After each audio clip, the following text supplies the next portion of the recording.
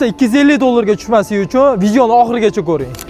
O'rtoqlar, ko'p inomarka mashinalarida xuddi shunaqa eshikni ochib yopganingizda avtomatik bakoy yig'ilib ochiladi. Qishda bu funksiyani o'chirib qo'yishinglarni maslahat bergan bo'lardik. Sababi ertalab turganingizda hamma yoq muzlagan bo'ladi.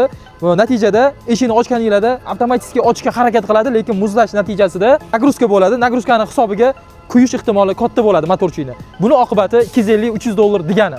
Endi cherini oladigan bo'lsak, xo'p, buni qanaqa o'chirib qo'yish, funksiyadan o'chirib qo'yish yo'lini o'rgatamiz. Ketdi. O'rtoqlar, bitta nastroykaga kiramiz, avtomobilga kirdik. Endi cherida ko'rsatib beraman.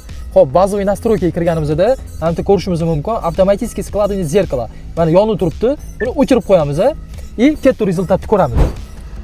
Xo'p, o'rtoqlar, mashinani yopdik, ko'rishinglar mumkin. Bakoy yig'ilmayapti. Ochamiz, mana bakoy joyida turibdi. Video foydali bo'lgan bo'lsa, kanalimizga obuna bo'lib qo'yinglar. Bundan ham kerakli ma'lumotlarni qo'yib boramiz.